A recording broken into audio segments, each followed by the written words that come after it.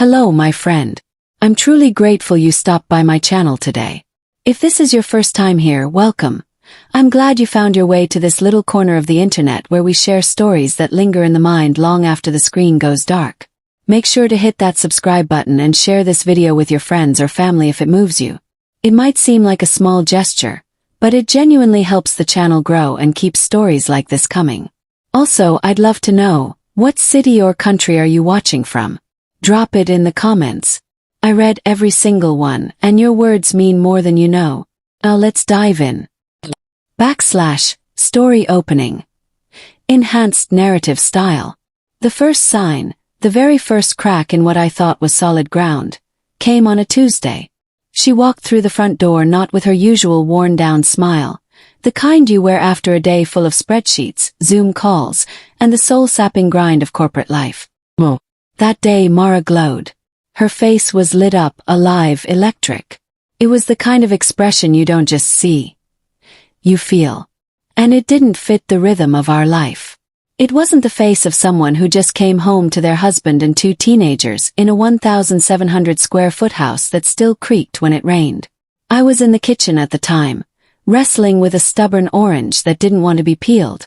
The juice sprayed down my fingers, sharp and acidic, stinging the tiny cut on my thumb. Then I heard it, the click of her heels on the tile, deliberate and echoing like a countdown.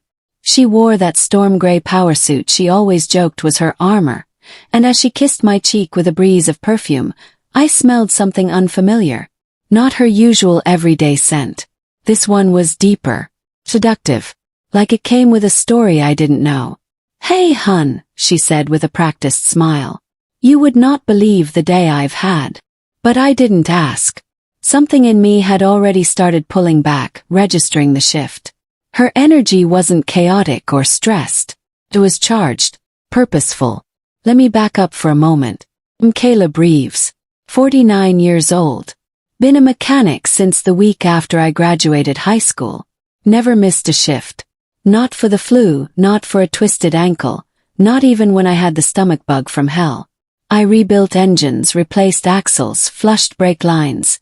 All of it earned the hard way, under the hood, under pressure, underpaid. It wasn't glamorous work, but it was real. Just like she was, or so I thought. Mara, my high school sweetheart. We married at 19. She wore sweatpants and a hoodie to the courthouse because she didn't believe in fancy. Said all that mattered was us. While I clocked in and out of the shop, she chased dreams bigger than the zip code we were raised in. She had fire. Had grit. She wanted to build an empire. I thought that meant a home full of love, kids, peace. The kind where your heart doesn't skip when you open the mail. But Mara dreamed higher, farther. I picked up every overtime shift I could to keep up. Paid her way through night school. Then her MBA.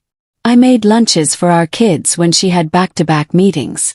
Drove her to interviews in a beat-up Chevy that sounded like a lawnmower in distress.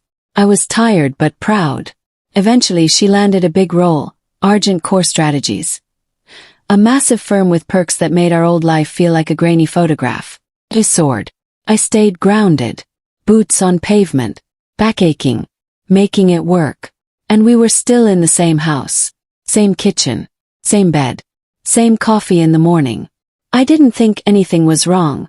Not until I saw that envelope. It was a tiny thing, barely noticeable. Slipped into her laptop bag when she asked me to grab her charger. It wasn't even hidden. But the name on the pharmacy label caught my eye. A place I'd never seen. I opened it without thinking. Inside. A blister pack of 10 white tablets. The kind marked for emergency use only. The instructions were crystal clear. Take one immediately. Repeat in 12 hours if needed. I felt my blood go cold. Because here's the thing. I had a vasectomy over a decade ago. Right after our second kid. A joint decision. No more children. Ever. So why, after all these years, was she carrying around emergency contraception? I slid the envelope back like I hadn't seen it. Smiled through dinner. Kissed her goodnight. But I didn't sleep. I couldn't sleep. That same week she mentioned a trip. Atlanta. Client presentation. Flying out Wednesday. back Friday.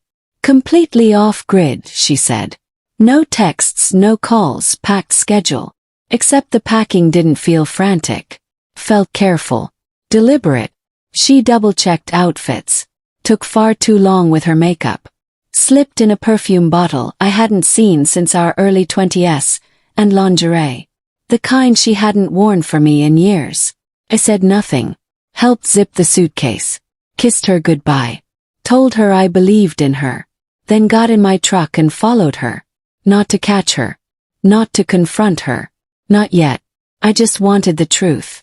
The man who'd stood by her through colic, night terrors, job rejections, and back-to-school nights. The man who sold his Harley so she could finish grad school. That man deserved the truth. What I found in Atlanta changed everything.